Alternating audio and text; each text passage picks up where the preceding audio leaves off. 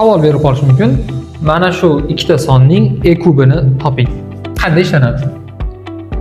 36 uni tub ko'paytuvchilarga ajratib chiqishimiz kerak. 2 ga bo'linadi 36, 18 bo'ladi. Bu yana 2 ga bo'linadi, 9 bo'ladi. Bu endi 2 ga bo'linmaydi, 3 ga bo'linadi. 3 bo'ladi. Bu yana 3 ga bo'linadi va 1 chiqadi. Mana shu yerda to'xtatamiz. Demak, 36 degani 2 dan 2 ta ko'paytiraman, 3 dan 2 ta degani bo'lar ekan. 24 ni ham xuddi shu ko'rinishda ajratib chiqamiz. 2 ga bo'linadi 12, yana 2 ga bo'linadi 6, 2 ga bo'linadi 3 va 3 ga bo'linadi 1.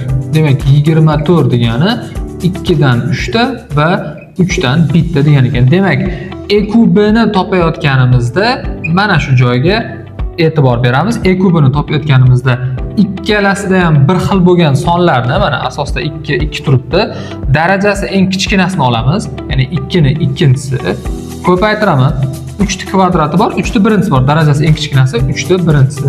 3 ta birinchisi barobar 2 ning kvadrati 4 ga teng.